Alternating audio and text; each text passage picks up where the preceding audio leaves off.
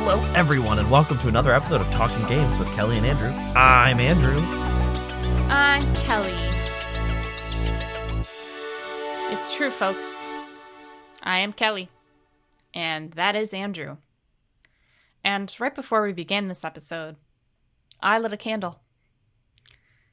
And it smells good. Raspberry almond latte. Happy February, everybody. Happy early Valentine's Day. Last time we spoke, it was January. We were kind of in a different world. And now it's February. So take it away, Andrew. Yeah, I was curious if I just didn't speak after the opening, how long you'd go. I couldn't go. I honestly could not go for that long. Like, I'm a little bit depleted today. I'm not gonna lie to you. So I was like, what day is it? What month is it? Well, today we got a lot of news, and some of it is good. I'd say it has a leaning towards bad news, but the good news is really good, so it'll be fine. Everything will be fine, right? Mm-hmm. Well, Kellie, I know that I don't think I've ever met a bigger fan of the Mila Jovovich's Witnesses. You're a really big fan of the Resident Evil movies starring her. Oh. Right? I didn't know that about myself. Oh. I didn't know that was happening. Oh. I'm holding space for that. Okay. Well, that series was ongoing for many years, and then it got rebooted into a television series on Netflix, which flopped quite hard. And there's also been lots of other like CG animated movies and stuff. There's been a lot of Resident Evil movies. Resident Evil. Oh, there was a movie too. There was a new movie. Remember? Like what? A year or two ago? Yeah. Because it had the guy. Lance Reddick was in it. Rest in peace. No. Lance Reddick was in the TV show. Oh. And the movie had that guy from Victorious, right? Oh, Avon? I don't know. That guy. Yeah, that's his name. I don't. Well, because it's been so long. That's so funny. There's so many Resident Evil properties I literally couldn't even remember there was a movie. But they're starting it over again, which feels funny to like announce and being like, we're coming back. And it's like, you never left. This is like somebody, like you're having a party and this person who really likes attention is like, all right, everybody, I'm leaving. And everybody's like, oh, okay, bye. And like they go outside and 43 seconds later they come inside. They're like, guess who's back? But they're wearing a different hat this time. Yeah, but they really want attention for it. Yes. That's how I feel about the rebooting of the Resident Evil movie series. Yeah, it's interesting. It's kind of giving there was something recently that was like rebooted. Oh well. Layers I of can't Fear. Remember. Yeah. Layers of Fear reminds me because they rebooted it even though they just had done Layers of Fear was weird though because it was like layer of fear, layers of fears, layers of two fears. Like it was like, all right, let's just take a deep breath. Yeah. It was also like a remake. The brand. While it was called Layers of Fear, but it was a remake of Layers of Fear 2, even though Layers of Fear 1 doesn't matter. Zach Krieger is the one making this movie. He is the director of Barbarian. I know he's also a comedian, but I was not familiar with him, honestly. Have you seen Barbarian? I did see Barbarian, which makes me a little excited for this movie. I think if it's a little bit like Barbarian, I'll probably like it at least a little bit. I agree. I think Barbarian was really well made just because of, it was a little bit, it subverted expectations. Mm-hmm. I think the thing too I think what I would want from this movie, and maybe we feel similarly or different, I don't know. I kind of want them to like go back to the OG, like we're going in the mansion. We're creeping around corners. Like I want that sort of original haunted house spooky feel from Resident Evil 1.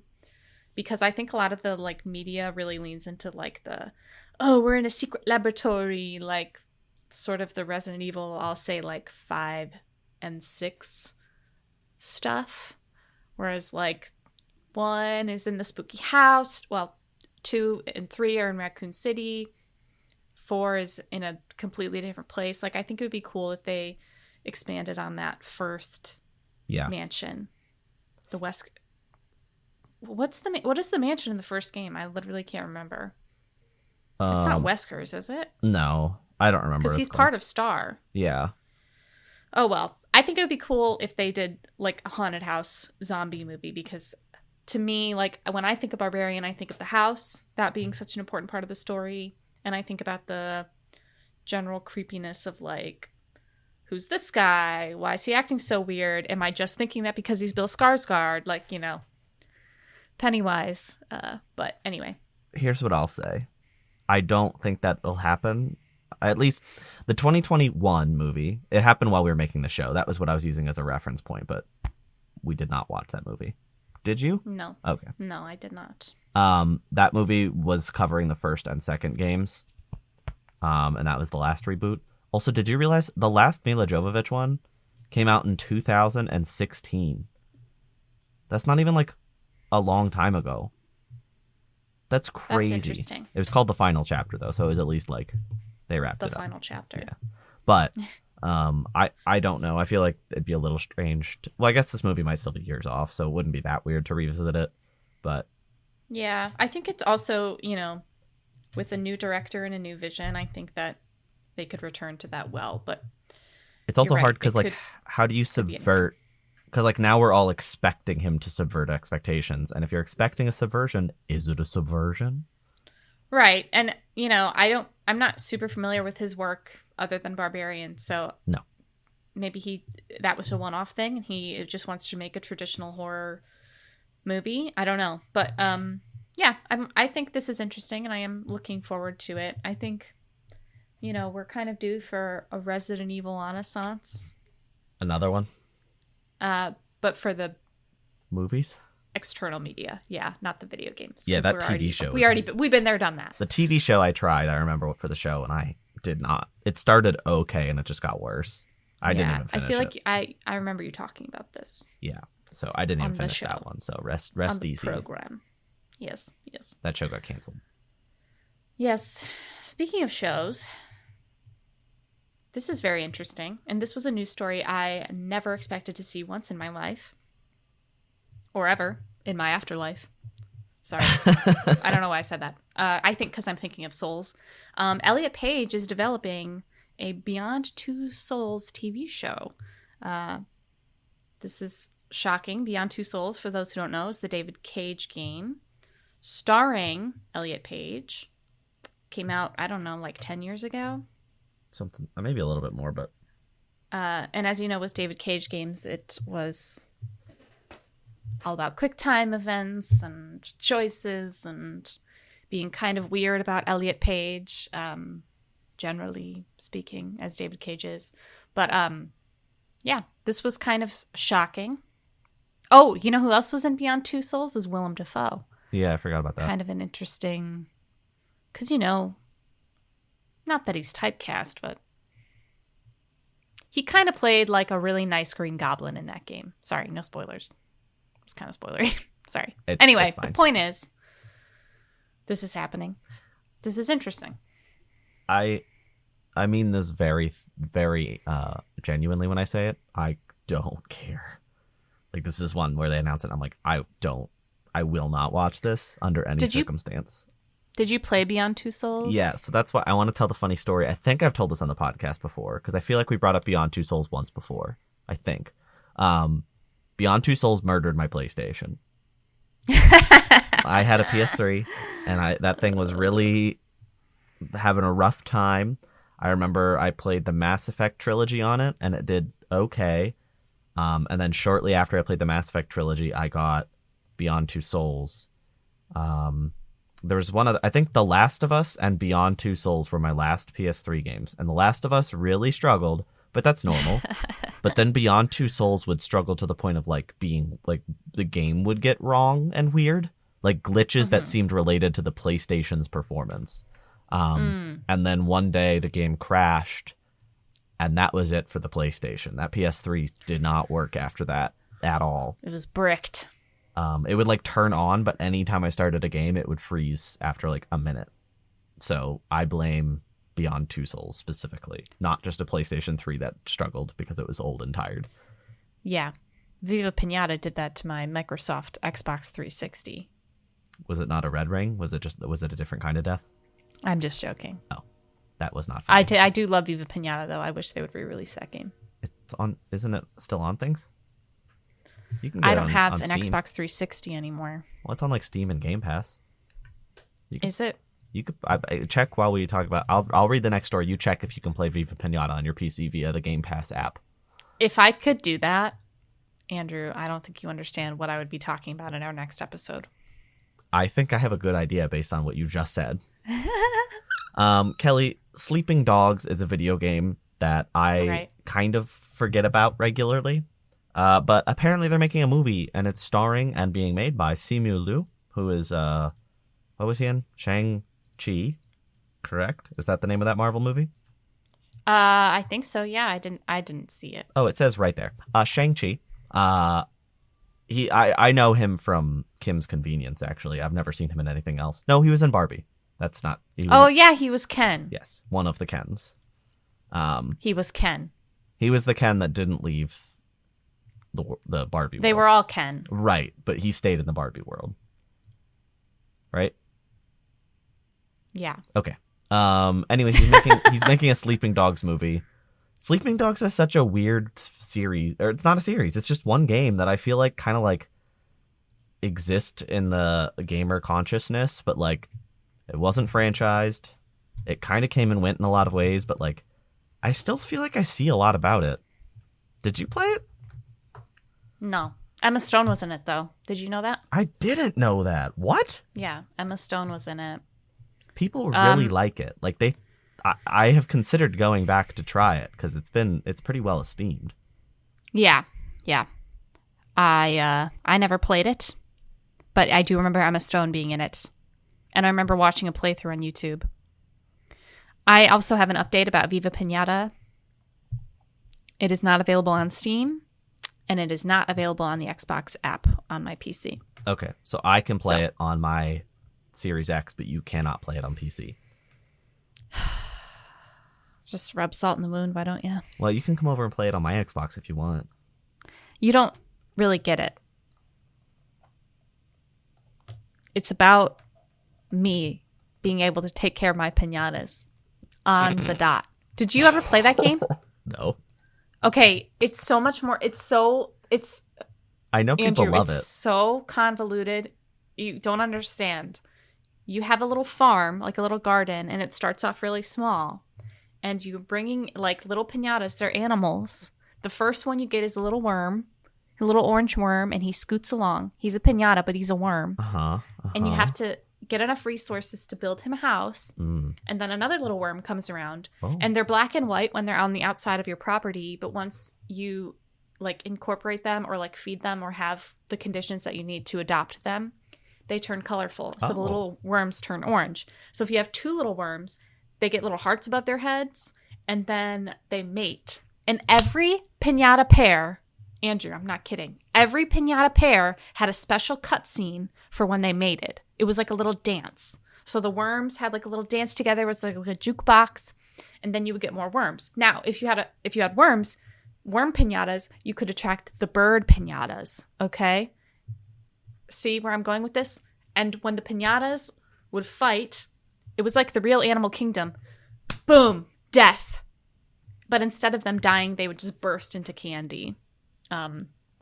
If you ever get the opportunity, I think that you should look up Viva Pinata, all pinata romance scenes, because there were a lot. And there were really rare pinatas. There was like a unicorn pinata.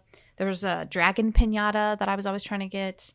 The dog pinata was really cute. Pinata's not really sounding like a word anymore.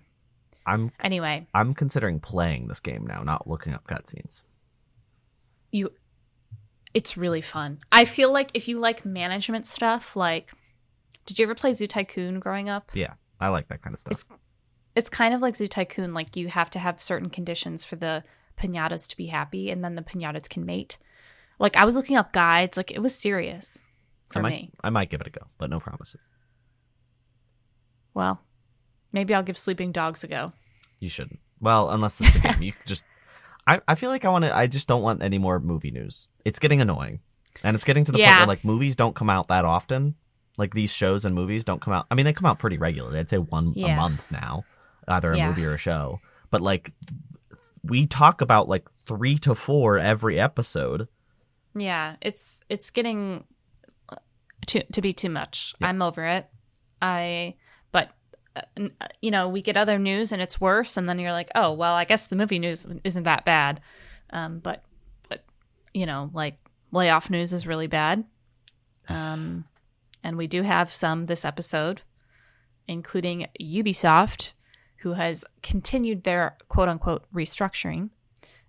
They've laid off 185 employees, which is insane. Also, doesn't feel good when they have a big game coming out in a month. I just feel like this happens a lot nowadays with games. They have these huge launches, but you hear like a news story the month before or like a few weeks before that are like, all right, well, they're done with the game, so get out of here. Hit the bricks, Buster. It's like, it's so like, ugh. It's just gross. It's gross. So unfortunately that is going on over at Ubisoft. Sometimes I call it Ubisoft, and then I'm like, I don't like saying that. But Ubisoft sounds bad too. It's a terrible company, so it's okay to make it sound bad. Terrible company, terrible name, just bad all around. I remember when they had their Uplay, like, oh my god, fix it, Lord. Anyway. Well, they might not have to fix it. I feel like Ubisoft might be on the way out. Everything that happens, like Ubisoft, I have so little confidence in now. And it's like, I remember we were talking like a couple of years ago about Ubisoft being bought by like Microsoft or Sony or something. And I feel like if that happened now, it wouldn't even be that big a value proposition. I don't think buying studios is good, but if that happened, nothing would change.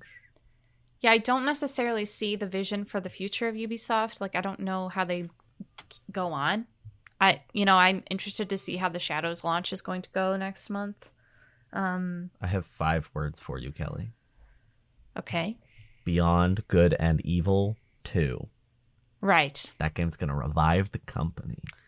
Right. This is sarcasm. Right.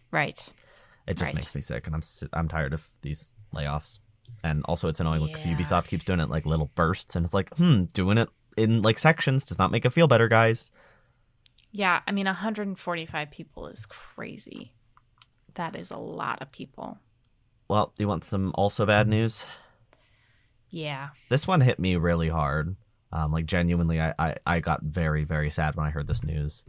Earthblade was supposed to be the new game from Extremely OK Games. That's the studio who made Celeste.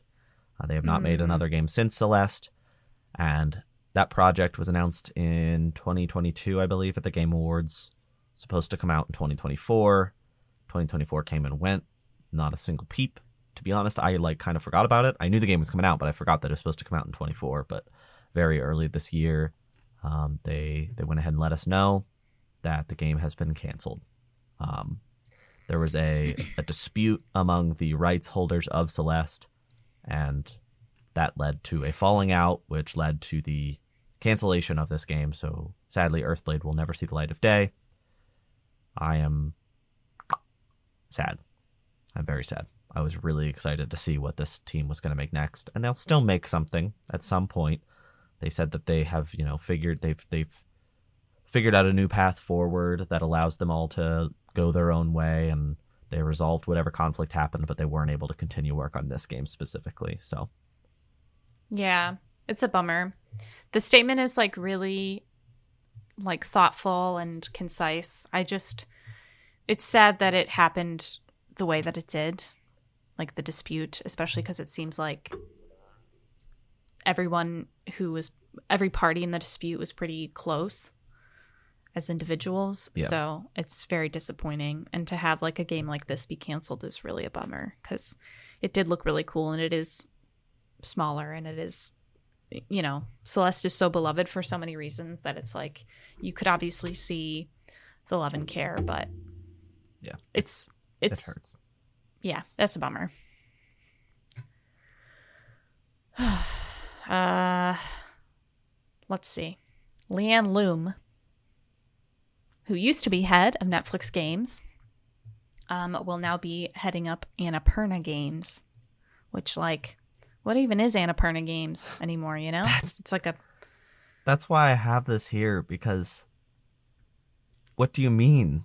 I thought Annapurna Games was like... It says something when literally the entire team leaves. If the brand is staying around, it's a little bit of a lie, you know? Yeah, I think we'll find that this is the case for a studio that we're going to talk about later in this episode too. Yeah. But yeah. But also Netflix Games confusing. is not some like cool, brilliant, creative team that it's exciting to have this person. That's another like hyper corporate. Like Netflix and Annapurna both are filmmakers who like weaseled their way into video games. And with Annapurna Games, it was working pretty well. But it's just not, this makes me feel kind of icky, kind of ill. Yeah. It feels like one of those things that's like, what does this even, like we said, like, what does this even mean? Like, Annapurna Games is not, I don't know. It's like, they're very different from what they used to be. So how much different are they going to get as they shift in the industry? Yeah. Especially when they have none of the founding members. So. Yeah. Yeah. Well, for the last bit of bad news, I wish that I was not lying to you. This little rug pull there. I'm lying to you.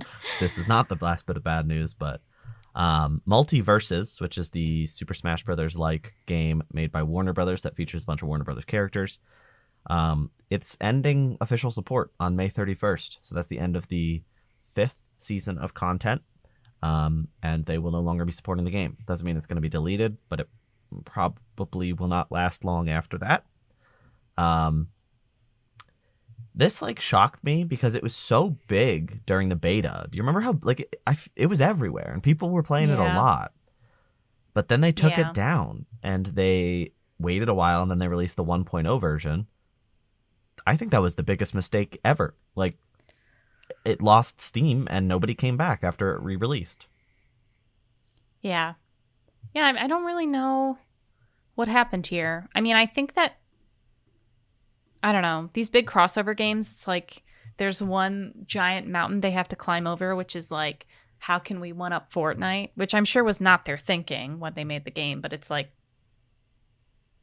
it's in the back of everyone's minds, you know? They're obviously two very different games, but the allure of Fortnite is like, I'm playing as Johnny Silverhand and I am blowing up Godzilla with a missile launcher, you know? Like it's just like, that's what they want, more extravagance. So, and I think that it's hard, the type of genre that Multiverses is, I think it's just it was so derivative of Smash. Like, no offense, but it was so derivative of Smash that it was going to be if somebody's offended, they have a problem. Yeah, it probably would have been difficult to sustain that for a long time. So it's unfortunate that, because I know people did like this game, but you know. Yeah. And what other game can you play as LeBron in? Oh, Fortnite. Exactly. I also slightly misrepresented the story. It won't have any more online play on May 31st. You will not be allowed to play. So you literally can't play it anymore. You can play it locally. Like, the file still works and you can play it locally. Oh. But you cannot play. So like, which like for a Smash clone, that's important, you know? Local play is what makes Smash fun to some extent, but like this game's, I imagine it'll be gone from storefronts probably right then or right after that point, because there's so much rights and so many rights involved. But yeah, for sure. I'd say it'd be missed, but nobody came back after it went away for a while, so I guess it won't be missed. Oof. Yeah. That's unfortunate. That is unfortunate. More unfortunate news. And you guys, it's unfortunate Dragon Age news. This is very sad. This hurts me. This hurts me deeply.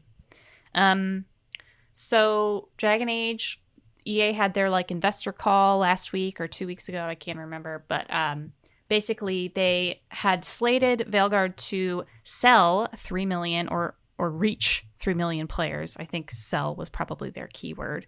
And BioWare reported that Dragon Age reached, not sold, reached 1.5 million players, which is half for those who can't do math like myself.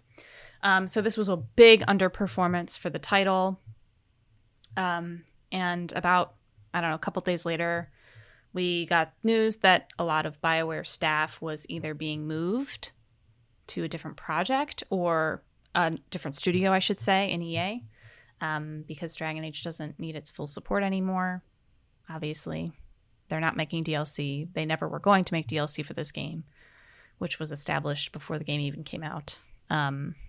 But unfortunately, that was not the whole story, because later we learned that much of the writing staff from Dragon Age, a lot of people who also worked on Mass Effect and people who have been with the studio for decades, literal decades, were laid off, which is just crazy.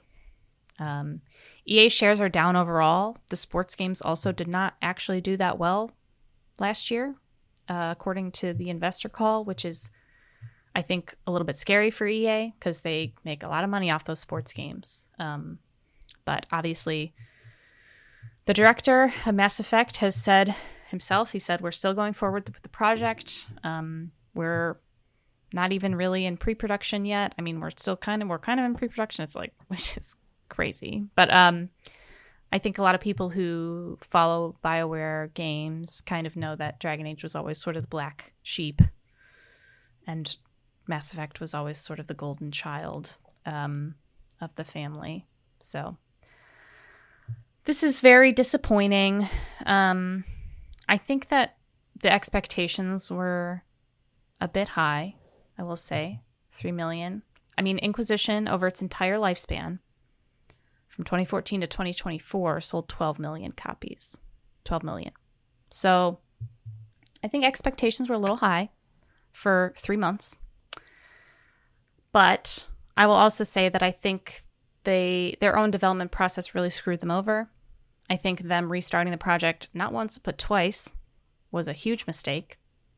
I think that the 10-year gap between the two games did not help it. And I think that the, shall we say, internet frenzy about certain things in this game did not help either. So Dragon Age is goodbye. Mass Effect is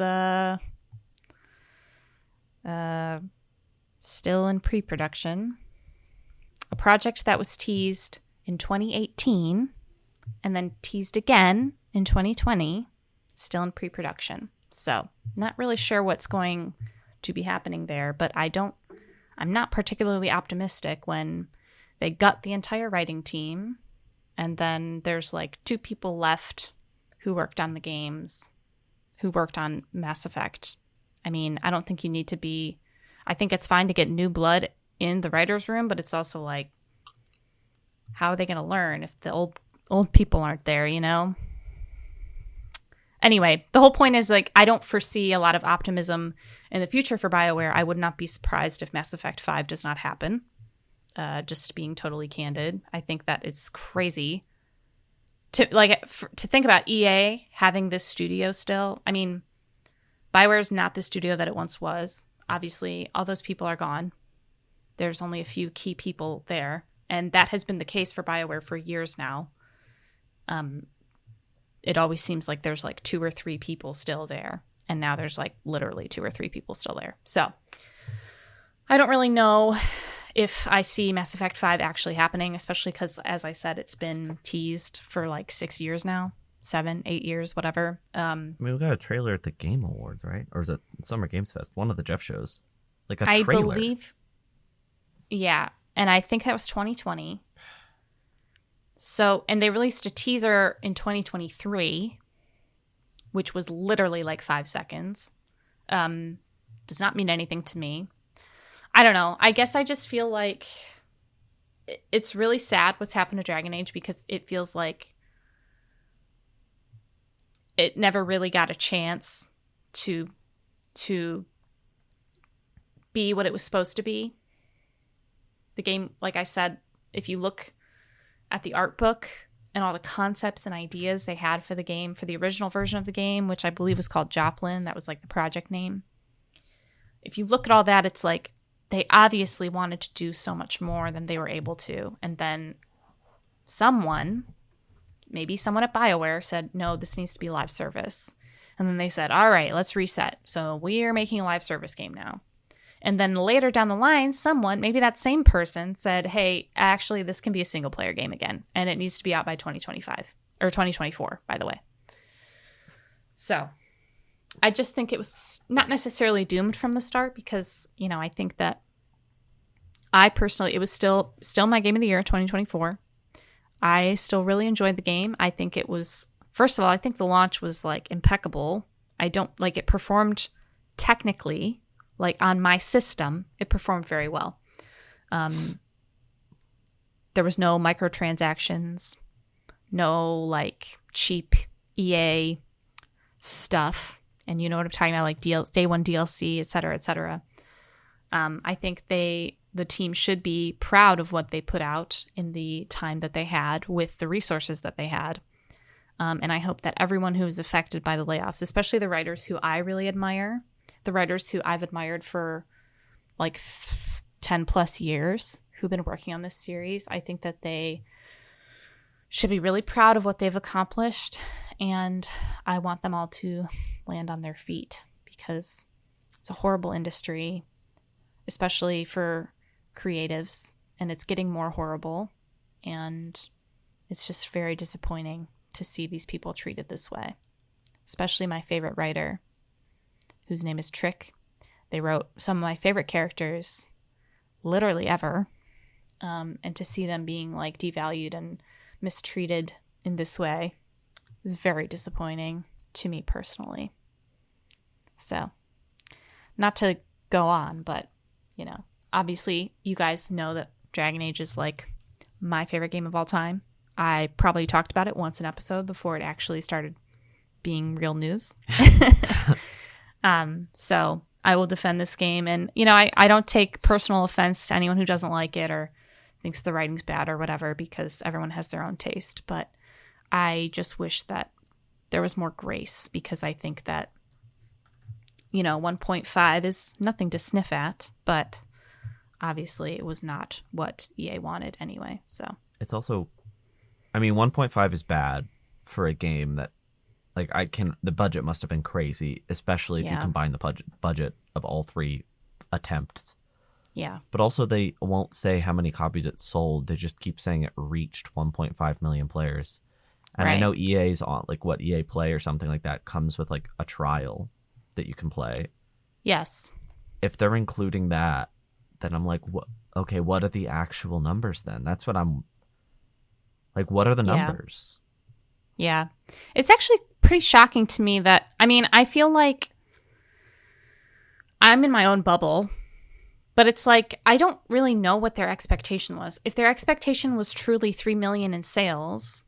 In reach. In reach, whatever that means. In 3 months, I don't understand. They really wanted this game to be a blockbuster, which did not happen. And was never, I'm sorry, it was never going to happen. They really needed to adjust their expectations because, like I said, Inquisition, over the course of 10 years, did 12 million.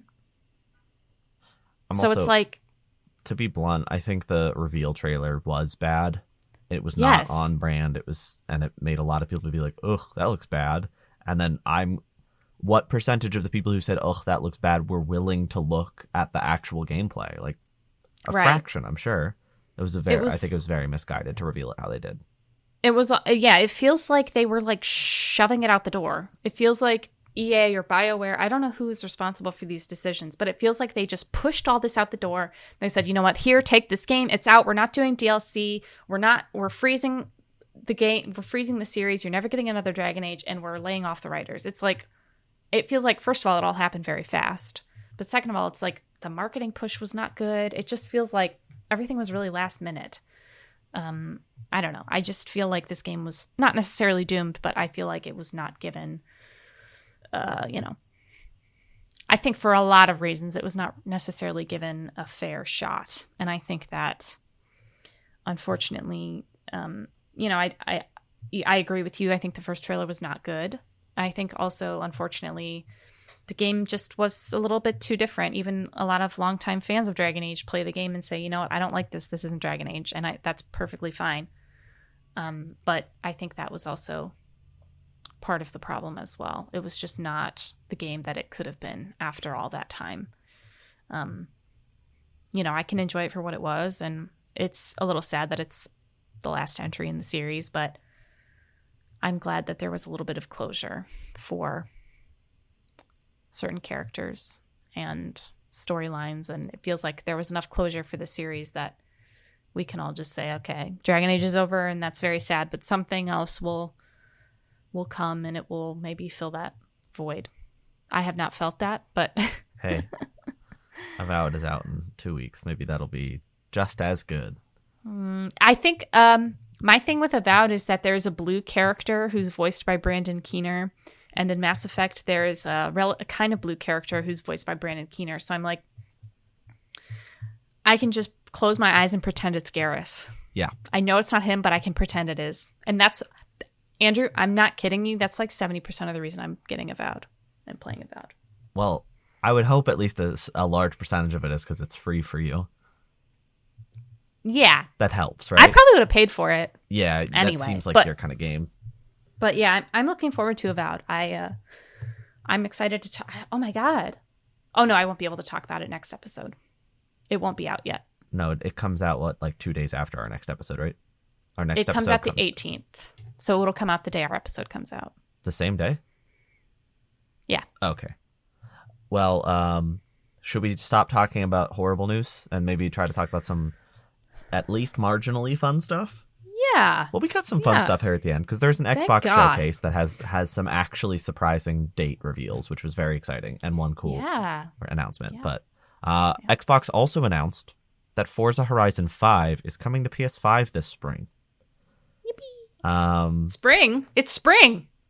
Spring has sprung. It was 50 degrees today. Oh, today. Well, yeah, I was all excited. I took a walk today, and I was like, my body was like singing. It was like, yes, yes, yes, because I love walking. I take like hour and change walks every day when it's nice, but I haven't taken one since like before Christmas for sure, because because there's been a couple no, there probably haven't even, but I had COVID right at Christmas, and it knocked me on my butt for like 2 weeks, 3 weeks because my headache and stuff.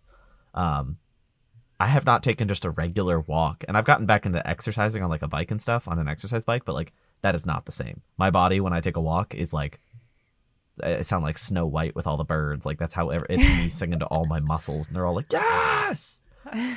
But I took a walk today, and I was all excited, and I looked at the weather forecast, and it was like, actually, it's going to be winter again tomorrow, and it's going to stay winter. And I was like, dang it. Which is good. It's good. Okay. Winter is good. But I'm excited. Anyway, we're talking about the weather again. Sorry. I can't help it. I love the weather. Forza Horizon 5 is coming to PS5 this spring. So Xbox is they're really going in on that strategy of releasing games on other platforms, which I guess we could talk about. I'm not going to say specific names, but they talked about 4 games during their Xbox showcase, and 3 of them were coming to PS5. So technically 5 games and 4 of them are coming to PS5. Only one of the games in their Xbox showcase. The Xbox showcase is an Xbox exclusive, and they're making they're making 2 of them. They're helping publish one of them, and then the 4th one's just a game that they're helping market. But anyway, Xbox exclusives are not real. Right. Nothing is real, if you really think about it. But you know what is real? Summer Games Fest. 2025, baby. Summer Games Fest. Summer Game. One game. This is the fest for one game. Summer Game Fest 2025, which comes back June 6th. That's right, folks. June 6th. I don't know. The 6th of June. 6/6, 2025. This is this news is what's the word when something's like required? A formality. Yeah. We knew Summer Game Fest was happening. We didn't know about Summer Games Fest. That's next year, Kelly. They're going to go crazy next year. Because of the 6, it'll be games, but the S will be 6. Anyway. Of course it's coming back, but now we know a date. Yeah, I think this will be an interesting show because, as we'll sort of get into in a little bit, there are a lot of release dates happening for games before then. So who knows what we're going to see at this show? It might be very exciting. It might be very boring. I mean, Anything there's could a happen. lot of games we have still with no release dates. And if they are coming out in the back half, that is a good place to announce them, I guess. So true.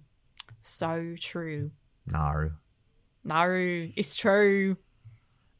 Anyway, another showcase that we have to look forward to is the Capcom showcase, which is coming, if you're listening to this on day of release, at 5 p.m. today. Hurry! Go! Lock in, lock in, lock in. Open your eyes, open your ears, and get in the house. In the house? The Capcom house. Um, Pizza house. The least exciting game is the Marvel vs. Capcom Fighting Collection, which is out. So I'm not totally sure what that one's going to talk about, but we'll find out. The Capcom Fighting Collection 2, which includes a bunch of SNK crossovers.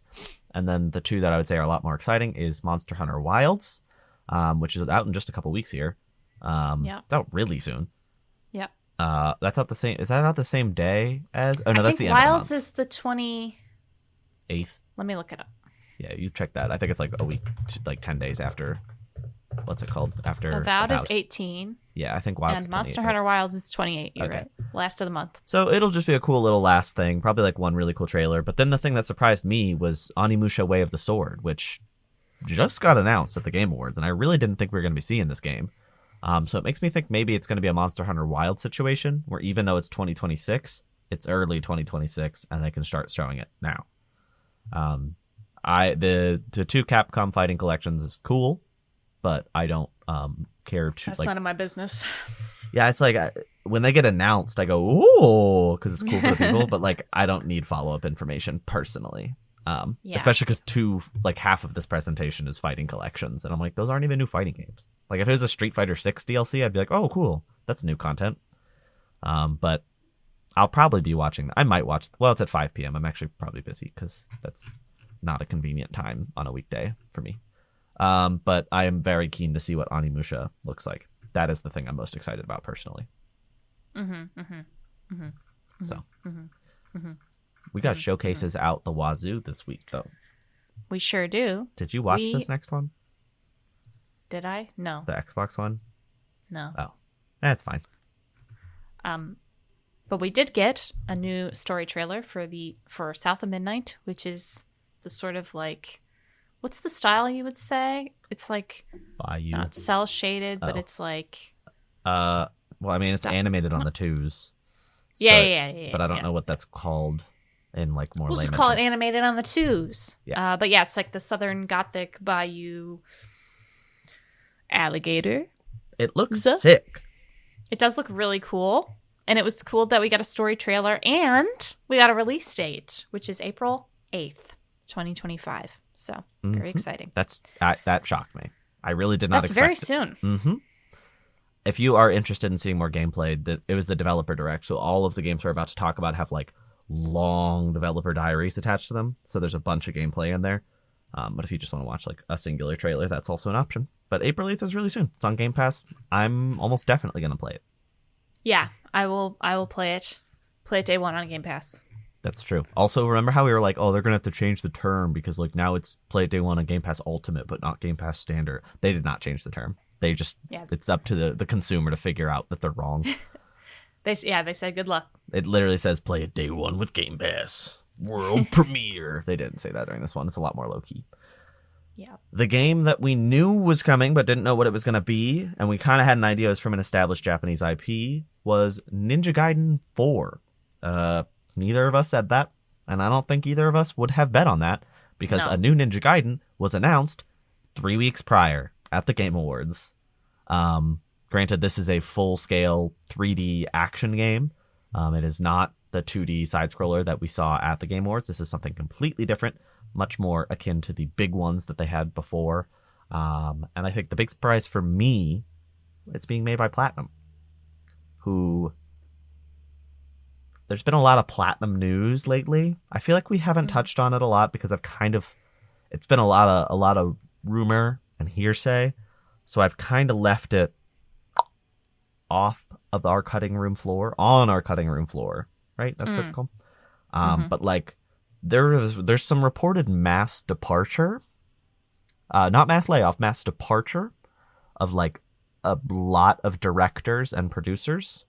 Obviously, we knew about Kamiya, but apparently the director of Astral Chain and the director of Bayonetta Origins both left, amongst others. A lot of them are going to Clovers over at Capcom. And then just like today, Platinum's website was updated to remove a bunch of games.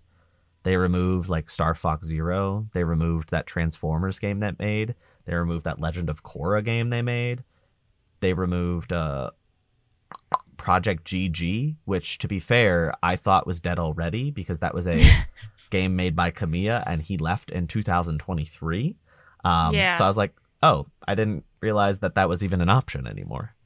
But they were like basically cleaned up their like game list on their website to be a lot more pristine looking, and then it ends with Ninja Gaiden 4. So I think they're kind of trying to be like renew their image maybe a little bit. I'll give them a chance. And it comes out this fall, which is surprising for a game we didn't even know about. And it's being published by Xbox, which is weird because I wouldn't expect them to publish a new Ninja Gaiden game. So it'll be on Game Pass day one, but it's also coming to PlayStation 5. Again, Xbox doesn't care about exclusives, I guess. But I'm very, very excited that the Platinum is getting a chance here. I think it looks pretty good. It's very high octane, very fun looking. And then they followed up that announcement with a nice little surprise, and that's that Ninja Gaiden 2 Black is coming out. Ninja Gaiden Black was a remake of the first game that came out way back in the day on Xbox Original. And this is a remake of Ninja Gaiden 2. And it's out on PS5 and Series X and PC now. And it's on Game Pass. They dropped it. Shadow dropped it like a ninja. I did not get a chance to play it yet. I'm not in the minority here. This is a common opinion on the internet, but the Ninja Gaiden 2 remake kind of looks better than Ninja Gaiden 4. Oh. Like, graphically, it's, like, a lot more impressive. Oh. Which is kind of weird, right? That's a little strange. So, I am going to be playing this game soon. I'm going to play it after I finish the game I'm currently playing, which I'll talk about later, but... Would you say that you're a real ninja guy, then? No. Are you a real ninja gal then? No. Anyway, I think it's really cool that the series is back. It's also back like Ninja Gaiden 2, Ninja Gaiden 4, and Ninja Gaiden the side-scrolling one. Frick, what's it called? You know, you're asking the wrong gal. You know what I'm talking about. I'm not a ninja gal, then. There you go. When you say it with confidence, it really... I said it with confidence. When I asked if you were a real ninja guy, then. Yeah, but and you were like, shut up, Kelly, and you're gonna cut that part so it makes it sound like you were politely being quiet when you were verbally berating me for making that joke, and I heard it, and the audience didn't hear it because you cut it out. Wow. But they'll know. They'll know. Yeah, I do not edit that much. That's so much work. Ninja Gaiden Rage Andrew Bound. has... Oh, Rage Bound. Okay. Comes out summer. Andrew has never verbally berated me. I just want everybody to know that. Kelly, would you stop it? They don't need to know. You don't need to talk to them like that. Now I have to edit this out. Are you going to make it obscure to find this information? That's a little reference to the next game that we're going to be talking about, which is Claire Obscure Expedition 33, which will be launching when? On April 24th, 2025 on the PlayStation 5. That shocked me. This one was the most surprising of the release dates. I did not know it was going to be soon. I thought it was going to be like end of the year. Actually, we should go back and listen to the episode where we make our predictions. I probably was like, April 24th. No, I'm just kidding. I actually don't remember what I predicted. I think we both said something like September or November. Yeah, I'm sure I thought it was the end of the year. I think I probably say this every year, but we should write them down as we go through so we don't have to go back and find it in the list, like in the episode. I know. Actually, let me see, because I have I have a lot going on here. So let's see. Maybe I can just sort of take a quick little gander. Oh, we didn't write it, did we? We just talk about it. Right. That's what I'm saying is we should write them down as we're going through. Right. So we can check our work. Right.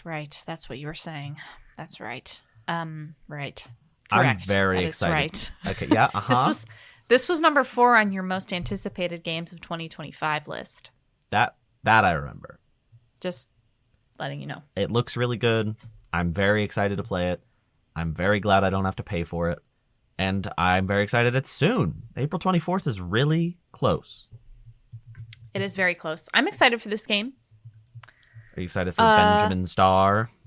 I'm excited for Benjamin Starr. I think Andy he's great. Serkis.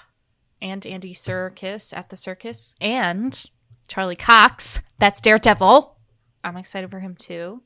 And Jennifer from who voiced Shadowheart in Baldur's Gate 3. What? Okay, so I was trying to remember her last name because I felt really bad that I knew everybody else's last name. Is her last name Enball? So I got hung up on that, and I was thinking about Baldur's Gate, and then I just, my brain just, stopped. Her last name is Jennifer English. Probably the easiest last name to remember is Jennifer English. No, that's not easy to remember. It's hard to remember, Kelly. I don't blame you. Oh, well, thank you for giving me that grace. I really appreciate it. Our last game of the show that was announced was Doom: The Dark Ages. Not as surprising as the others, but still a little surprising. May 15th is when it's going to come out. And we saw a bunch of gameplay footage. And I am newly concerned. Oh. Why? I loved Doom in 2016. I loved Doom Eternal. I thought Doom Eternal was too long, but very good. This looks... Maybe it just doesn't showcase well, because it looks really slow, and it looks kind of boring. And,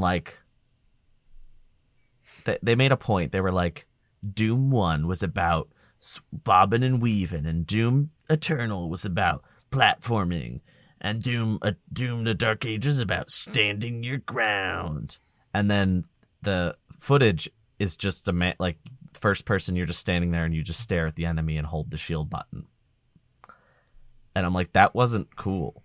That didn't look cool, and you didn't sound cool. And Doom's whole thing is just being cool. And then the glory kill system, they propose... This is the only other thing I'll talk about, but I don't want to be too negative about it because it might be good, and it's also on Game Pass, day one. Pay it day one. Play Game 1 on the Game Pass. Yeah, it's also on PS5.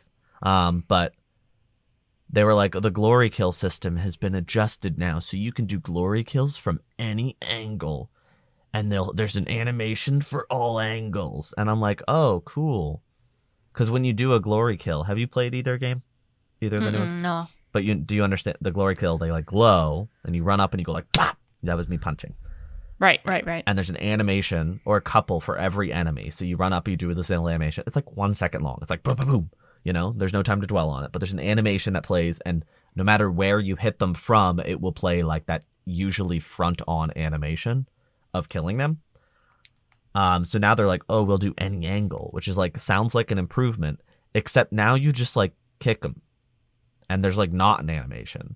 So they're saying you can do it from any angle, and there's an animation for it, but they've gotten rid of the specialty animations. And I'm like, is that really an improvement? It would be an improvement if they were we have one for each front, side, back. Now we have more animations. I'd be like, that'd be cool. But now it's just you kick them, and that's it. They die. I'm like, that's not a glory kill anymore. That's just kicking them. That's not interesting. Yeah. I'm genuinely quite worried about this game now, which is really disappointing because it was one of my most anticipated. Was it on my most anticipated list or no? I don't remember. No, it wasn't. Yeah, but I was But you were still looking forward to it. Very much so. And I still am going to try it, but it's just, it really disappointed me. And the shield looks, they're talking about how the shield has one button, but it does different things no matter, depending what you're doing. And I'm like, you're just explaining context sensitivity. That's not, you didn't invent context sensitivity. Buttons doing different things depending what you're doing is one of the most normal things you can do in a video game ever. That's Right. not a selling point, guys. That is not a selling point at all. I'm sorry. But like, that's video game controllers have a limited number of buttons. Context sensitivity is not just normal, it's essential to video games on console with controller. Right. It's weird to market that. It's weird to be like, look what we're doing. Right. I have a really important question for you. Do you think that the Doom guy's kind of sexy in his old cloak and his like Dark Ages outfit, like medieval Doom guy? Do you think he looks kind of good? Like, good. I take you out to dinner, Mr. Doom guy. You want to go get a drink, Mr. Doom guy? Maybe like a little nightcap. I'm free on Thursday. My bit is trying to like not laugh at what you say so that you seem crazy. I love to do that on this show, but I couldn't even hold that one in. It's actually funny because I like if I actually look at Doom guy like what he used to look like, I'm like that. I'm not into that. But anyway, it's actually there's nothing funny about it. I don't know why I said it was funny. There was also a lot of story in this. Yeah, what's that all about? And like they're like, this story's the best one so far, and I'm like, it's not a high bar. It's like I don't freaking care. I'm gonna skip it. That's not what I'm here for. I don't want cutscenes. I want faster game. Well, it's also like, yeah, if there's a fraction of a story there, it's probably the best story there's been so far because. But I don't want the best game. story. I want no story. I want minimal story so that I can do things. Like in Doom 2016, there's a whole bit like where like the story starts being told to you on a screen, and Doom guy's just like, no. And it's like the story doesn't matter. Well, that's what he gets for being sexy. I don't know. What? Kelly. What? You don't have to put the E tag on for sexy. They say it on Hannah Montana once. Has nothing to do. They say it on Hannah Montana all the time?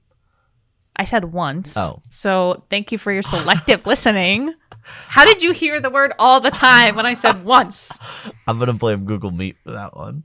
Yeah, blame Google Meet, as always. Blame the FBI agent monitoring our calls, always. Why do you remember the one time they said sexy on Hannah Because Montana? It's weird. That's a weird thing to hear on Hannah Montana. They said it once. It was in one of the later seasons, and Billy Ray Cyrus said it. He thought he was like, I think my hair makes me look sexy. And everybody was like, and it was like, this is so not funny. I have one Disney Channel anecdote. The mom on Wizards of Waverly Place had too deep a V in her shirt once. And instead of like reshooting, they just had a blur over her, like over the exposed cleavage for that episode. And it wasn't like it was like a crazy amount. So the blur made it way more awkward. Oh. So I just remember that happened once, and I like got uncomfortable and confused because I was like a little boy, and I was just like, "What? Why is it blurry? What's wrong?" Yeah, I'd be looking at that deep V. Anyway, let's. Can we talk about video games? We haven't done that yet. Yeah. We've never talked about a video game on this show. True. All right, you ready? We'll do rock paper scissors. Winner goes first. First? Yeah. First is worst. Ready? Second is best. Third is the one with a hairy chest. One, rock, 2, paper, 3. scissors, shoot. Oh, we both did scissors. We'll try again. Rock, paper, scissors, shoot. I okay, win. You won. Also, it's so bad because the very slight delay makes it so difficult. So we probably sound so dumb. It's terrible. It sounds like we're really... And you're going rock. I know. Paper. I'm trying to engage the audience so they feel like they're in the room with us. Right, but you're saying it so slow that we sound really dumb. I have to say it slow because I am looking at myself and I'm looking at you and you're like... I don't think I've ever seen a person play rock, paper, scissors slower than you in my life, in my 28 years of living. It's because it's just like a little slow on our video chat. Right, blame the hardware. All right, let's try one more time. Let's try one more time. I already won, but we're gonna. I just want to do. We're gonna go fast. Go ahead. Ready? We're gonna go fast. Ready? 3, 2, 1. Rock, paper, scissors, shoot. See, there was like a whole second delay. No, that was better. My paper was out for like 5 seconds before you even finished. That's what it looks like to you, but to me it looked like we did it at the same time. Well, that's not fair. Well, life ain't all cookies and cream, little fella. I'm 6 foot tall. I'm the man that lives in my house, he is like obsessed with this picture. It's this really cute little dog, like one of those little like teddy bear dogs, and he's like looking all happy. He's like, meh. Yeah. And the first comment is like, life isn't all cookies and cream, little fella. And he's always joking about that. So I just wanted to say that to you. That was great. I like that. Thank you. What did you play this week, Andrew? I played a new video game release. I promised I'd play it last week because I remember it was lost in the mail. Walmart finally got it to me. I had to buy it. I bought it from Amazon, Walmart, and Best Buy. Walmart was the only successful distributor. All the others were like, no. Dynasty Warriors Origins. This is a new PS5 and Series X game, and PC probably. Do you want me to verify that information? Sure. I have never played an actual Dynasty Warriors game, even though I have played 5 of them in the past. Right? Is 5 the right number? I'm so confused about your sentence that you just said. I have never played. Wait. You said I've never played a Dynasty Warriors game except for the 5 of them that I played in the past. Can you expand on that? It is on PC, by the way. It's $70. Yeah, it's a new game.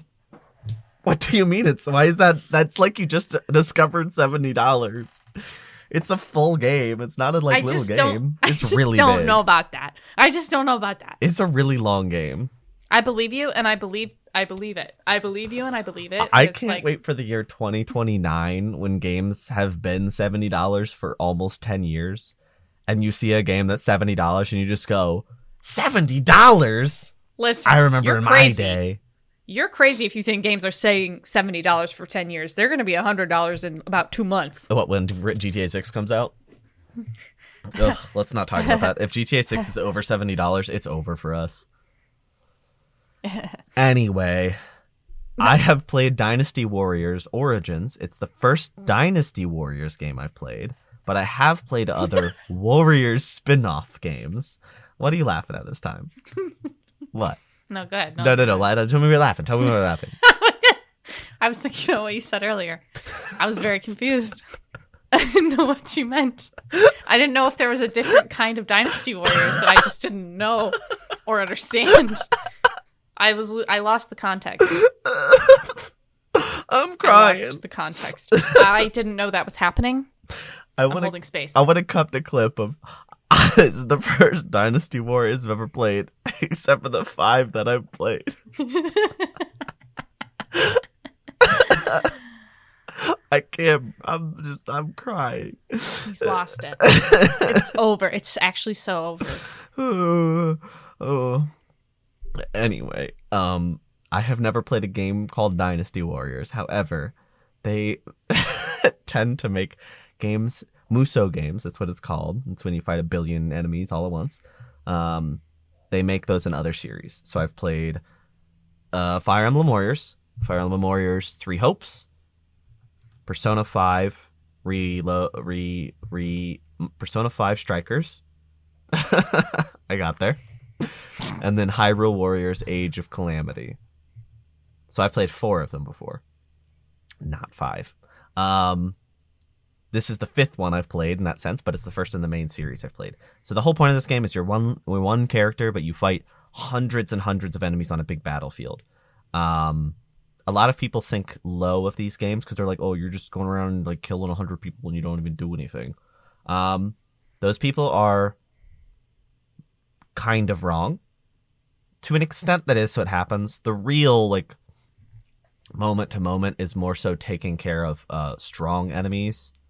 That is actually like head-to-head combat, and you have to consider their moves, and they can stop your moves. They can really halt you in your tracks, and you're just surrounded by a bunch of other smaller enemies while it's happening.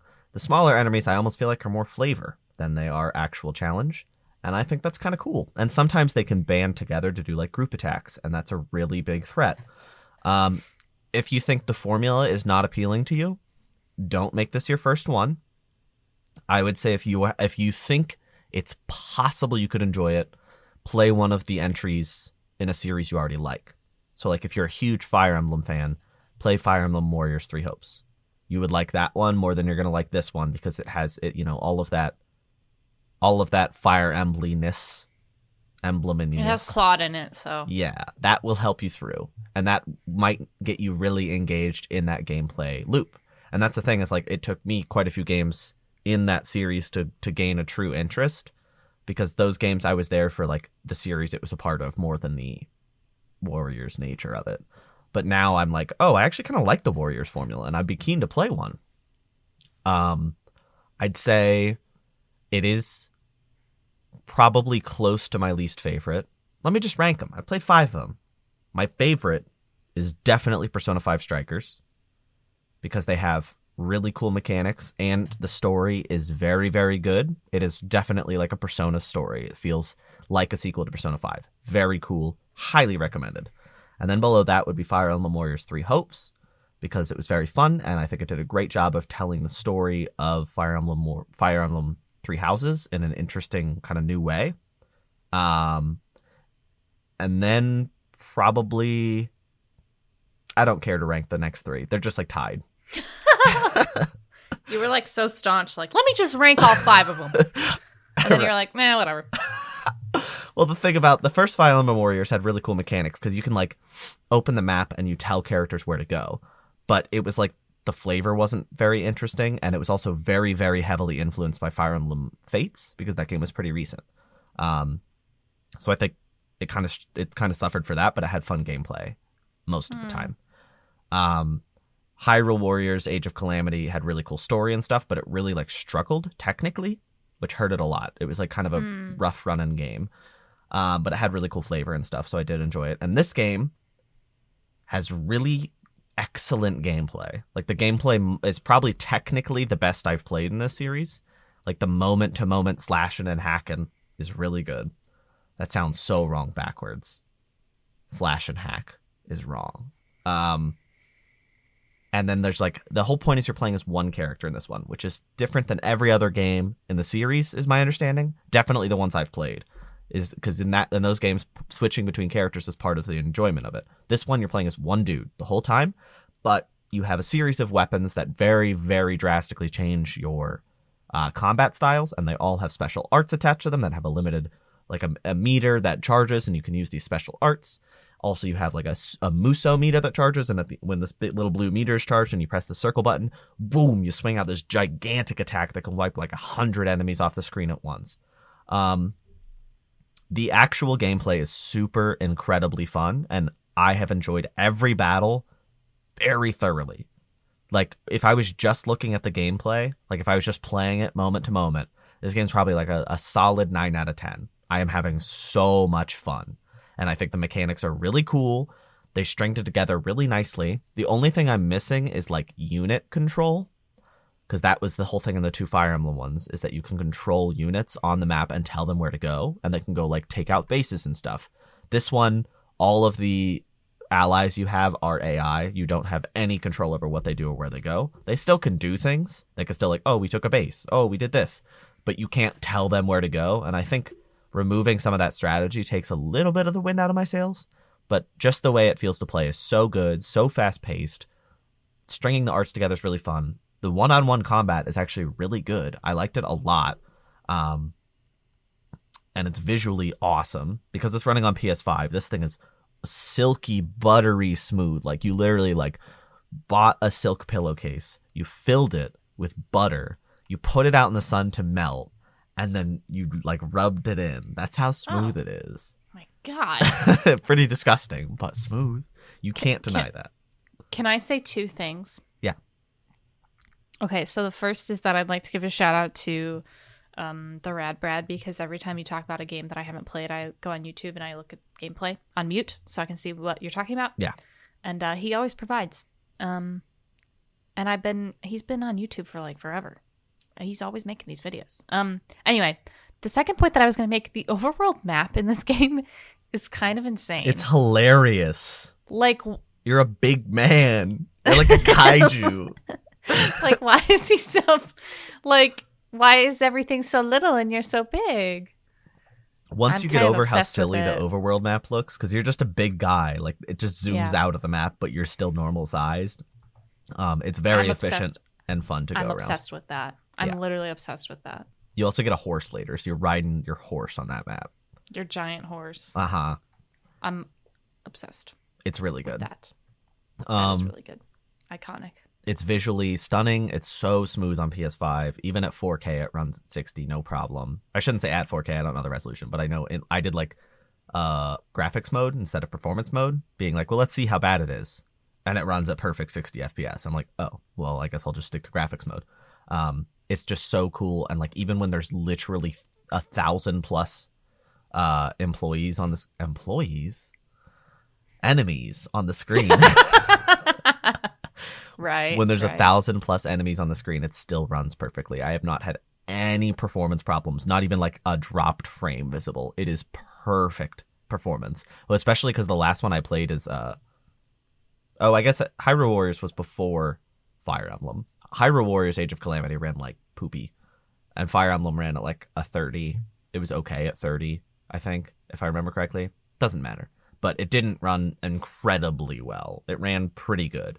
But this runs so beautifully, and the graphics are really sharp, and the visual style is pretty nice. It's a little more drab than most of them because it is just like this slightly realistic Chinese Dynasty stuff. So there's not a ton of bright colors, but when you're doing like fancy moves and stuff, there are a lot of fun effects. So there's definitely a lot to enjoy here. And even like the side quests and stuff, they're pretty fun. They're like there's like mini side quests that take like a minute to finish, and then there's main side quests which take like 10 to 15 minutes, whereas main story missions take like 20 to 30 usually. There's a lot to unpack here, a lot to enjoy. The thing that I feel the need to mention though is that this game, those missions are strung together with a story that I dislike. It is just very disinteresting.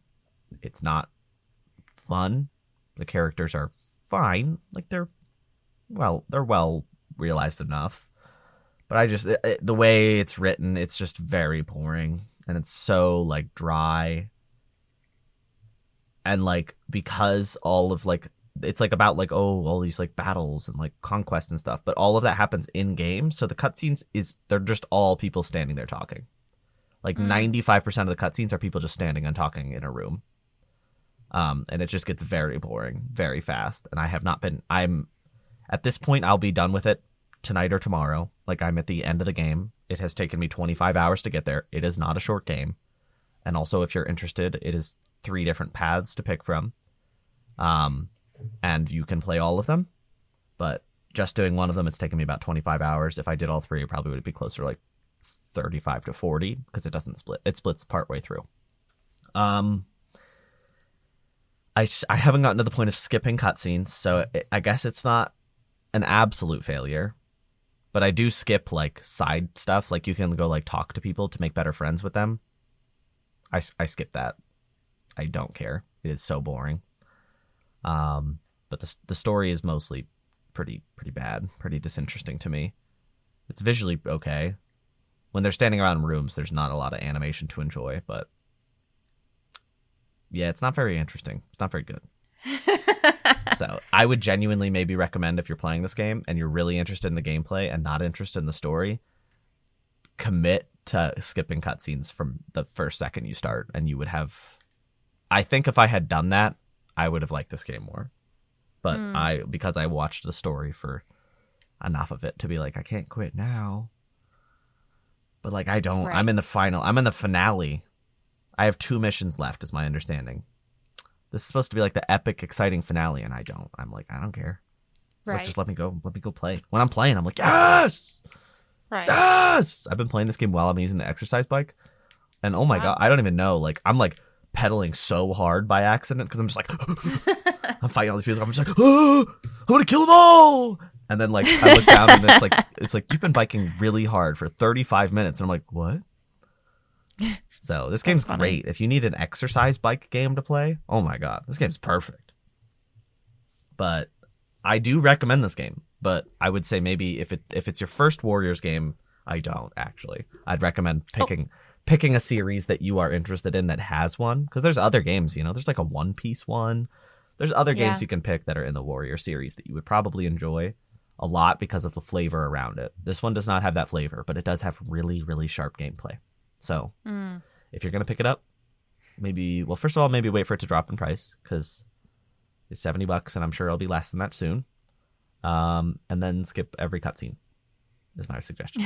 Like literally just commit to skip the first cutscene and be like, I'm skipping every single cutscene. That's crazy. That's my suggestion. You'll be like, I have no idea what's going on, and you'll be happy for it. You'll be just having a good time. So that's Dynasty Warriors Origins. I'm glad you are getting good workouts in and enjoying the gameplay. Yeah. That's great. I'm going to miss it in the sense that when I'm done with it, what am I going to work out to? It's such a good that's a good workout game. You'll have to do the Ring Fit game with the scary music when it thinks you're having a heart attack. Yeah, I wish that was real. Did you know that's not yeah, but that the one that's really popular, that song is added. When you're having the event, it's just really quiet. But they added like the whoa, whoa. Oh. Sorry to disappoint. Maybe you should play Dog's Life when you're in the cat food factory and they're playing the scary Silent Hill music. What if I played Viva Pinata while I worked out? Oh my god. I want to play it again so bad. Buy an Xbox. Like just do it. Oh, okay. Just buy one. Sure. I actually think I still have my Xbox. I just don't know if I have all the accoutrement for it. What? I thought you said your Xbox 360 died. No, my original white Xbox 360 that I played Viva Pinata on died. Oh, what do you have now? It got the red ring, but I have it was like one of the Kinect Xbox 360s. It has the it's black. Oh, so you should just buy. It's very nice. Just buy. I don't know if it still works though. You should buy an Xbox Series S when they're on sale for like $17. Just for Viva Pinata. Well, then you have a Game Pass machine to play in your home on your couch, and the save data would transfer between your PC and the Xbox.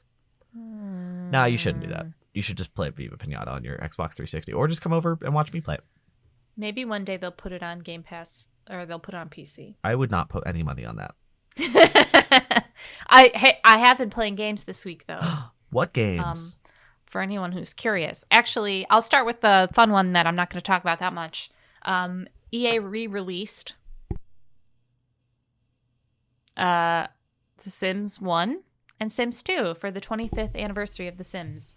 They re-released them on PC, so you can actually play them. And I have been. And I have to say, Sims 1, I used to use the cheats a lot when I was younger. And just like make a family and then have them adopt like 5 cats or dogs. Very difficult game.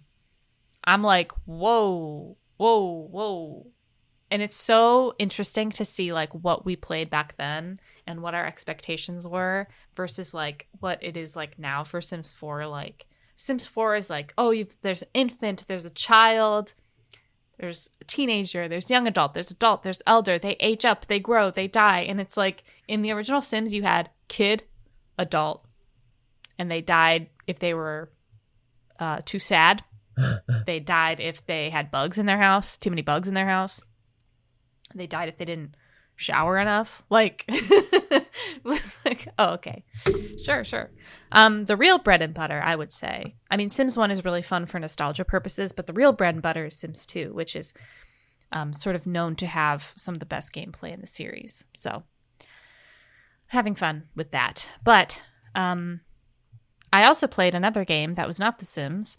It's an indie horror game. It's called Dead Letter Department. It came out January 30th.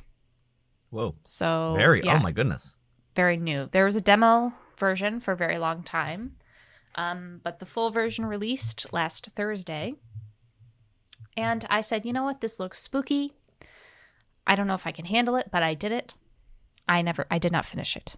I'm going to. But I played like more than half of it. Very scary. Now, I'm a horror game watcher. I'm a horror movie watcher, not a horror game player.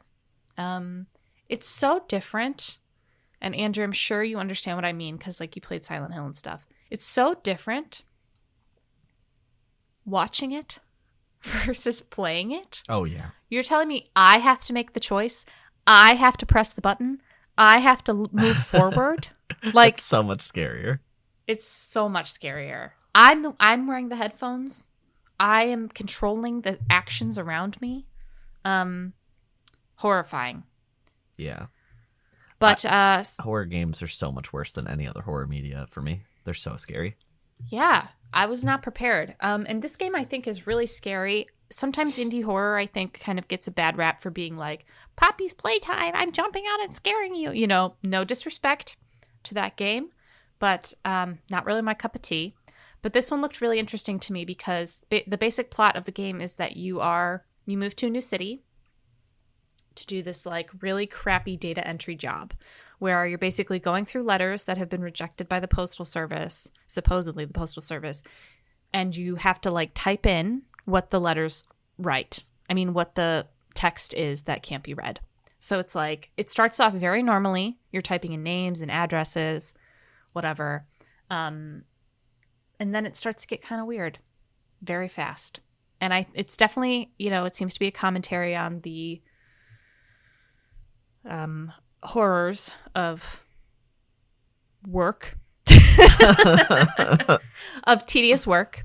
But the atmosphere of the game is really, really spooky. The ambiance, like just the general vibe is so oppressive and heavy and dark. The music is really good.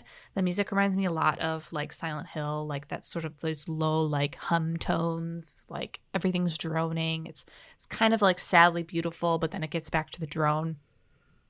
I have to say, it's very scary because you wake up in your dinky little apartment. You go out into the hallway of your apartment. You can hear all of, like the neighbors because the walls are thin as you make your way to your job. By like the third night, completely silent. Oh, that is so ominous. Very scary. I was like, I'm just going to go to work. I'm not going to turn around. Maybe it was the fourth night was when the breathing started behind me. And I was like, I'm just going to keep going to work. No. And, you're starting to like slowly lose your mind as you're working through this job because it's like, it's like, it's a typing game. You're typing. But it's like, it's very good. I highly recommend for anyone who likes scary games. I believe it's just on PC because it's a typing game, but I don't know. I will also say one thing that really got me. So these letters are from real places. Your character lives in Omaha, Nebraska. That's where this job is taking place. You're typing, get some weird letters, whatever. And some of them, like, you can string together the story. Like, there's this woman who is on a vacation. She's away from her family. She keeps sending them postcards. The husband's getting, like, resentful of her being away. One of the letters she sent, I didn't know that this was going to happen. I feel like defying gravity. I didn't know that was happening. It said, "Greetings from Ohio." And the Ohio was a little smiley face. And I was like, oh, where in Ohio? Cleveland, Ohio. I said, that's where I am. That's where I am. You cannot imagine the way I almost poo-pooed my pants when I read that address. I was like, of all places in the world, you had to do Cleveland, Ohio. Like, please. Not to dox myself or anything, but that is where I'm located. Or is it? We already talked about you swimming to Canada. Don't worry. But yeah, very, very creepy. And I think what really works, I think the only thing that works against this game is that it is not, as far as I know, it does not seem super accessible in terms of like the visuals are really like fuzzy. And there are accessibility options, but I don't necessarily know that they're super in depth. So that might be a hurdle for some people. And I think that like the typing, obviously, probably not an option for console players unless you have a keyboard for your freaking console, which is wild. But anyway, highly recommend. Very good game. I think it was $15. Might have been 14. It's like 3 hours long, according to Steam reviews. So, and there's 6 different endings. Huh. So you'll be done shortly. yeah, I can't play it. It's too dark out right now. What? That's exactly when I play horror games. Ugh, I know. And there's like a little message at the beginning that's like, we highly recommend that you play with headphones and at night for the full experience. And I was like, I'm not going to be playing this at night. You already freaked me out when you're talking about breathing behind you. And I'm like, oh, with the headphones, I would freak out. It was really scary. A very, very well done game. Like, I think just the audio design, the visuals, like, it's very, very scary. And there was one other thing I was going to mention, but I can't. Oh, I don't want to spoil too much. I'm just going to say this, and if you want to play this game, just like close your ears for a little bit. Could you? Is it 15 seconds worth of stuff or more? Maybe more. 30? 30. Let's do 30. Okay. Double click the skip 15, starting now.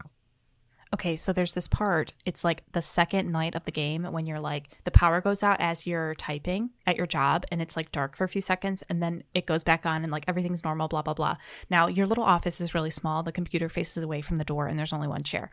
When the power comes back on, when you get up to leave for the night and you turn around, there's a second chair behind you.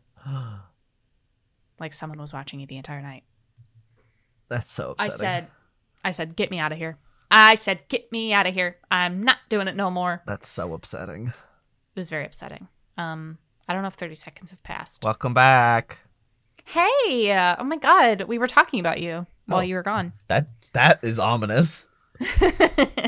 I'm just kidding. I also thought when you were talking about the letter delivery, I thought you were going to be like, it looked at my billing address on Steam and it put my address on the envelope. And I was going to be like, no. That would be so scary. I thought that maybe it was like reading the address of my computer, but I don't know like if games can read your address. I know they can read your name, like your login info, because I know Doki Doki. It kind of reminds me of Doki Doki a little bit. Like it's very meta. It's just a very well-made game. So I highly recommend it if you get the chance to play it and you like scary games. Yeah. I'm assuming. I'll also say, sorry. I'm assuming it does not have access to anything like address-wise. Yeah, that's what I was thinking. I think that would be crazy. But something also interesting is that there's only one save. So it's like, and it's like a quick save. Or not a quick save, but it's like automatic. It's like a checkpoint. Like if you are saving the game, you're exiting the game. Yeah. And you only get one. So per playthrough. So. Oh. Okay. But the letters change from playthrough to playthrough. So I'm interested to play it again, maybe if I don't poo-poo my pants to death. I'm like scared now. I'm sorry. No, it's okay. I just looked because I turned off the light in here because it was just a little too bright, and I was like, you can still see me because I got like little lights. But then I looked to my left, and there's I'm recording in a big closet, so there's a bedroom to my left, and through the crack in the door because I close it most of the way so that it sound bounces. It's just darkness, and because there's some light in here, I cannot see anything out there. It's literally just a black void, and I'm like literally a little tense. That's scary. You did a good job of describing that. Thank you. So I highly recommend this game.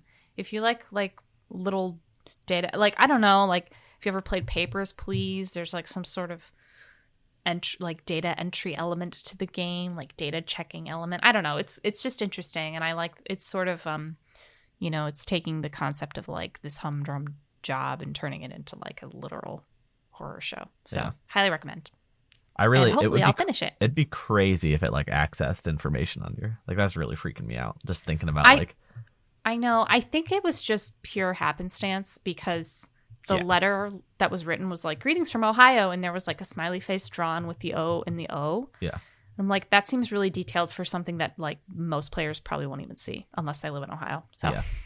I mean, that makes because but it being Cleveland was weird. I mean, I know Cleveland's like a popular city, but like I don't know. I mean, if you're gonna say Ohio, you're gonna say Cleveland, right? So there's Columbus, there's Cincinnati, there's Toledo. I mean, oh my God, there's so many cities in this town, in this state. It's like, why you gotta pick Cleveland? I'm so scared. If it needed your address, it probably would have had to ask permissions, and that would like ruin it. It was like how in like Canito, you didn't play Canito Pet, right? No, like Haunted Clippy. But at one point, he's like, "Can I see you?" That's how he talks. And you're like, "No." And then or if you say yes, I don't know what happens, but if you say no, he's like, "Let me look at you." Oh. And then it like gets like uncomfortable and it like drones. And then if I guess if you had somehow granted the game permission to your webcam before, it would just open your webcam and you'd be seeing you, like yourself, which is terrifying. But when it happened in my game, it like just popped up with like a Windows prompt being like, Kinetopet would like to use your laptop or would like to use your webcam. And I'm like, oh. I guess I'll let him see me. But like, it really takes the effect out when he just like, let me look at you. And then it doesn't work. And I could just be like, no. Yeah. But yeah, I definitely recommend. Horror games are I'm so scared now. Kelly, that black void, there's something in there. There's something right there, and I know me. it. It's literally me. That would be so. If I turned that light on and you were there, I would scream so loud I would like probably die. Because who's the real me? It's like that story where it's like the kid comes home and the mom and the kid is upstairs and the mom is like, "Come down for dinner, honey." And then there's another mom in the closet and she's like, "Don't go down there. That's not me." Which one's the real Kelly? Is it the Kelly on screen or is it the Kelly outside your door? I'm in a closet in the dark right now. I really don't appreciate these. I'm freaked out. You know, like when you watch or play a horror thing and then it's just in your head and you're like scared of everything for the night? Yeah. Yeah, that's going to be me, I think. Sorry. Let me cheer you up. Hey, thanks everybody so much for listening to this episode. Can you tell them what you did first? I didn't do anything. What are you talking about? You said, let me cheer you up, and then it went quiet. I didn't say that. That was the other Kelly. Thank you guys so much for listening to this episode of Talking Games with Kellie and Andrew. Please don't be scared. Well, thanks so much for listening, you guys. I hope you have a great week and a great day and a great month and a great year. And I hope that this February is great for you. And I hope you have a great Valentine's Day because we won't see you until after Valentine's Day. So we love you. Happy Valentine's Day. Bye.